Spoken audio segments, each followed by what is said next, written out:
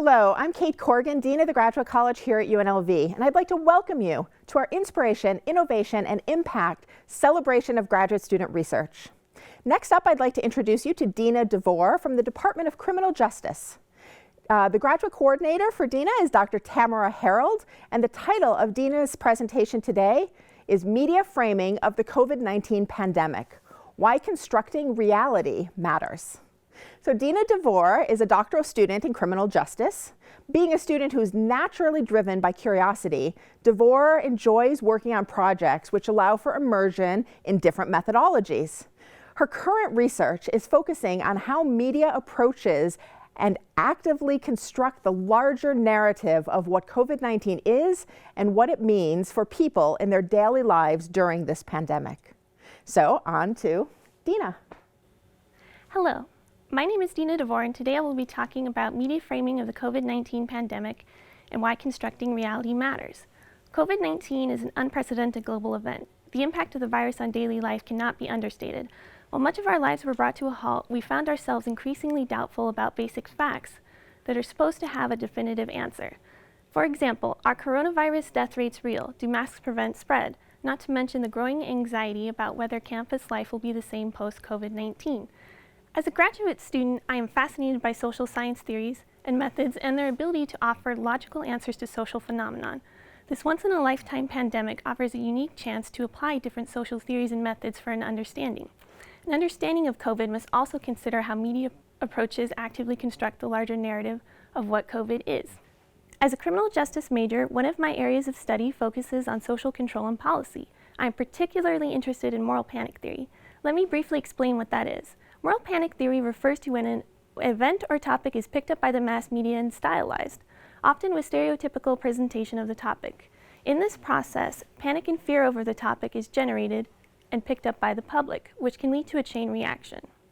This chain reaction facilitates a socially constructed reality which might require a policy response that may discriminate or marginalize certain individuals, groups, or nations. Framing in this media context is a useful approach. It refers to some aspect of reality which is emphasized more as a way to promote a certain definition of a problem, issue, or event. The purpose of this project was to examine the media coverage of COVID-19 in the U.S.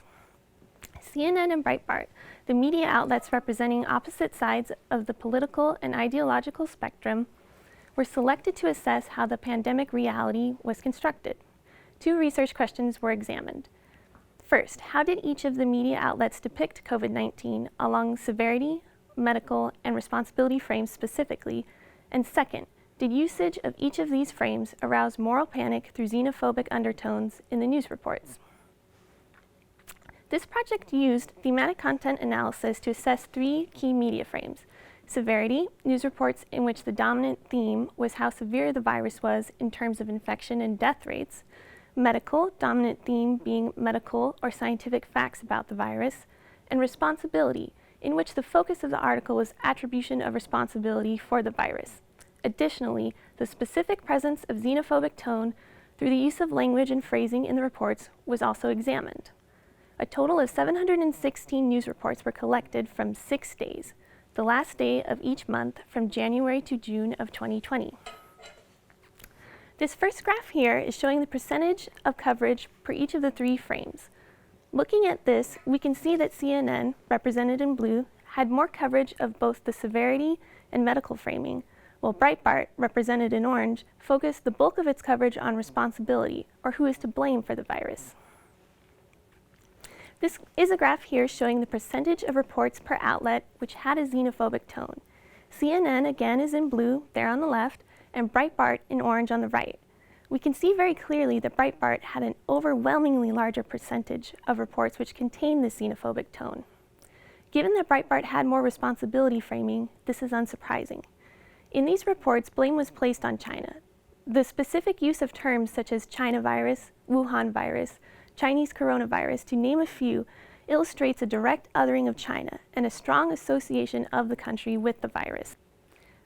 By comparing the usage of these frames, as well as the specific presence of xenophobic tone through phrasing and language, we can see that overall CNN had more news reports which covered the severity of the virus, and more medical and scientific presentation. In contrast, Breitbart had more responsibility framing in these reports. Additionally, specific focus on xenophobic tone, Breitbart had a larger percentage of reports which contain this through the use of phrasing and language which other China as a whole nation. Thinking back to our earlier questions, those key questions that we ask ourselves, are coronavirus death rates real? Do masks prevent spread? Will campus life be the same? We can see how treatment of such questions by news media matters. They impact our understanding of the virus. Media actively constructs different social realities. We can see this as evidenced through different framing usage.